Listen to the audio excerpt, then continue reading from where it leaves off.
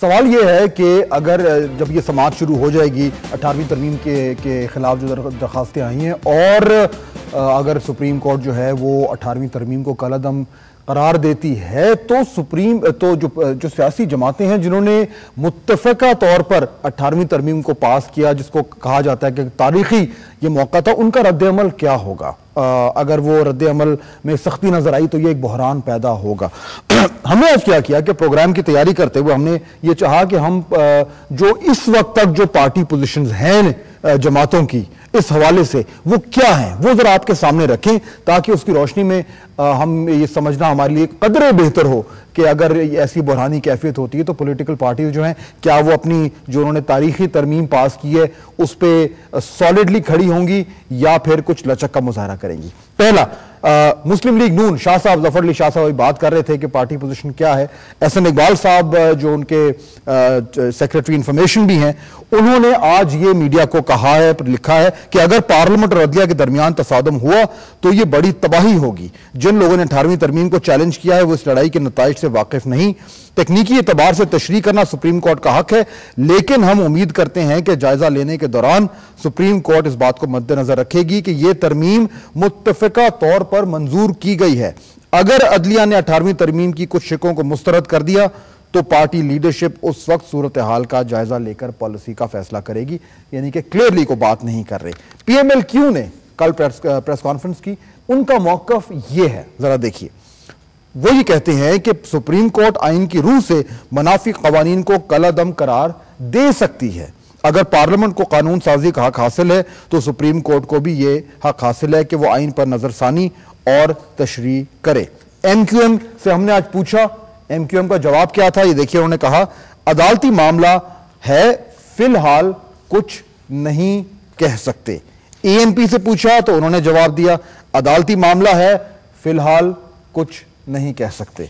और उसके बाद हमने JUIF से भी पूछा, उनके जो सेक्रेटरी जनरल है वो तो हमारे साथ मौजूद ही है, लेकिन हमें जो बताया गया उन्होंने कहा था कि दुनिया भर में सुप्रीम कोर्ट का आइन की तशरीह का काम आइन की तशरीह करना है। देखना यह है कि 18वीं तरमीम में ऐसी कौन सी शिक है जिस पर सुप्रीम कोर्ट तशरीह करेगा। मौलाना साहब ये बताइए कि आपका बिल्कुल वाज़ेह मौक़िफ़ है कि आइन जो है, जो पार्लियामेंट है, उसका ये हक है कि ये तरमीम जो है ये पास करे और सुप्रीम कोर्ट उसको कलअदम करार ना दे। मुझे सिर्फ वजाहत कर दें कि आप समझते हैं कि इसको कलअदम करार नहीं देना चाहिए? देखिए, मैंने जो मौक़िफ़ इख्तियार किया है बिल्कुल बड़ा वाज़ेह है, और मुझे हैरत इस बात पे हुई कि जफर अली शाह साहब इंतहाई सीनियर पार्लियामेंटेरियन और एक कोहना मश्क वकील भी है, और उनकी जमात, और चूंकि बड़ी जमात है पीपल्स पार्टी और मुस्लिम लीग नून, मुल्क की बड़ी जमातें हैं, और ये जमातें अगर मुत्तफिक ना होती तो ये 18वीं तरमीम कभी भी मंजूर ना होती। तो इनके साथ साथ फिर छोटी पार्टियां सब मिलके इन्होंने एक बड़ी काविश की, बड़ी एक मेहनत की और पूरी कौम को एक मुत्तफिका राय पर ले आई, और फिर तमाम सियासी जमातों ने मिलकर एक राय कायम की, और उसके बाद फिर ये पार्लियामेंट में आया। कौमी असम्बली का मुझे इल्म नहीं है, लेकिन सेनेट में इस पर सब ने बहस की और उसके बाद फिर तकरीबन इत्तिफाक राय से ये 18वीं तरमीम पास हुई। अब रही ये बात कि अदलिया को इसका हक पहुंचता है या नहीं। अभी आप बात कर रहे थे कि आपको जफर अली शाह साहब की बात सुनकर हैरत हुई है। कौन सी बात सुन के हैरत हुई है आपको? यानी वो फरमा रहे थे कि भाई पार्लियामेंट ने इसको कोई इतना भी नहीं समझा कि इस पे कोई गुफ्तशुनीद होनी चाहिए, कोई बहस होनी चाहिए। तो कौमी असम्बली का मुझे पता नहीं है, सेनेट में तो इस पे बहरहाल 3-4 रोज बहस भी हुई, और तकरीबन तमाम सेनेट के लोग जो थे उन सबको जो है मौका दिया गया, सब ने अपनी राय का इजहार भी किया है। 3-4 दिन तो इस हवाले से मैंने ये गुजारिश की, इस हवाले से मैंने गुजारिश की। तो बहरहाल पार्टी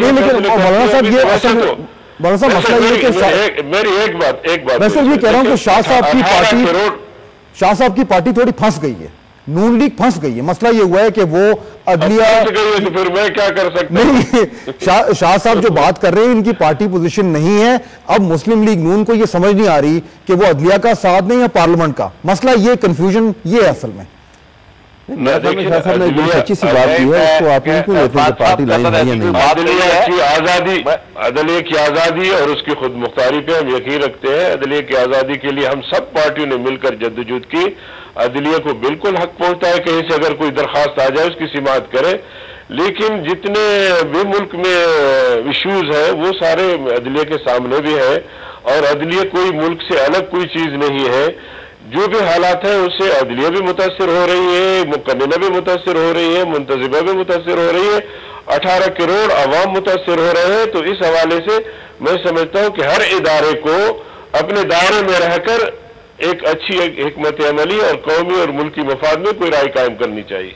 जी वैसा मसला ये है, जो अभी शाह साहब की तरफ मैं आता हूं, मसला ये है कि जो मौलाना साहब कह रहे हैं कि एक चीज हो गई है, अब उसमें सिर्फ एक शिक है। आप ये खुद कह रहे हैं कि जो जजेस की तैनाती का मसला है, चार्टर ऑफ डेमोक्रेसी में ये मौजूद था, 2, 2.5, 3, 4 साल से वो मौजूद था। उस वक्त तो उस पर किसी ने उंगली नहीं उठाई। बिल्कुल। अब आपके जो लॉयर्स लीडर्स हैं, एतजाज एहसन साहब, कुर साहब, वाज़ेह तौर पर कह रहे हैं कि ये नहीं इख्तियार बनता अदलिया का। अभी क्यों ख्याल आ रहा है? ये तो बड़े दिन से हो रहा था, पहले क्यों नहीं कहा? ये देखिए, वकला की तंजीमों से और लीगल फर्टेनिटी जो है, जब इनका चार्टर ऑफ डेमोक्रेसी साइन हुआ था उस वक्त भी मुख्तलिफ औकात के ऊपर इसके ऊपर रेजोल्यूशन भी आते रहे हैं। ये बात होती रही है कि जजेस की अपॉइंटमेंट का ये तरीक़ेकार गलत है। इसमें किसी सूरत भी जो लोग जो हैं आउटसाइड द जुडिशरी जो हैं और गवर्नमेंट के और पार्लियामेंट के लोग जो हैं वो शामिल नहीं होने चाहिए।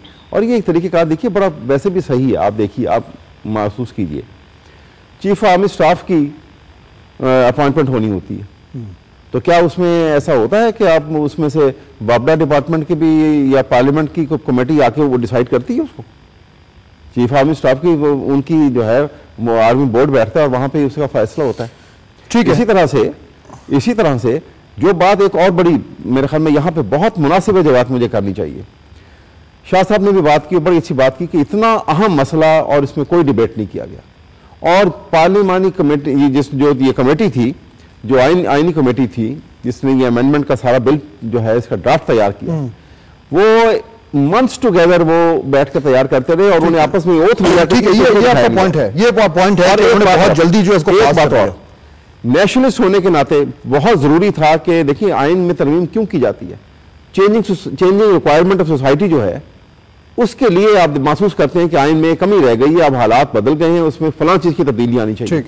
तो एनआरओ की जजमेंट के बाद तो 248 के ऊपर क्यों नहीं किसी ने बात की? यहां अंदाजा लगता है कि ये तमाम के तमाम जो है सिर्फ अपने इंटरेस्ट को वॉच करते हैं। ठीक है, अच्छा यहां पे मैं आर्टिकल 6 में सही तरीके से उसकी तरमीम नहीं की। आर्टिकल 6 में जो आर्टिकल के मुतल्लिका है। नहीं जी, आपकी बात दुरुस्त है शाह साहब। मैं एक बात कहूं, आपने आर्टिकल 6 की बात की है, ठीक दुरुस्त कहा, लेकिन 248 जिसके तहत इम्यूनिटी लेके आज प्रेसिडेंट जो है वो हम बैठे हुए हैं और नलीफाई की जा रही है सुप्रीम कोर्ट की जजमेंट को, उसके ऊपर भी बात होनी चाहिए थी कि उसकी एम्बिग्युइटी को दूर किया जाता। ठीक है, अच्छा हमारे पास ब्रेक का वक्त हो गया। ब्रेक के बाद जब वापस आएंगे तो जो मैंने बात की थी मुस्लिम लीग नून के हवाले से, वो ज़फ़र अली शाह साहब से बहुत ज़रूरी है कि वो पूछा जाए कि नून लीग अब किस तरीके से एक जो है वो कन्फ्यूजन का शिकार होती नजर आ रही है, और अगर नहीं है तो कैसे। और उसके बाद जो सबसे बड़ा अहम सवाल है जो हम बात कर रहे थे कि अगर 18वीं तरमीम कलअदम हो जाती है तो जो नया सियासी बहरान है वो क्या होगा, उसमें पार्लियामेंट की क्या हैसियत होगी, सब कुछ जानेंगे ब्रेक के बाद।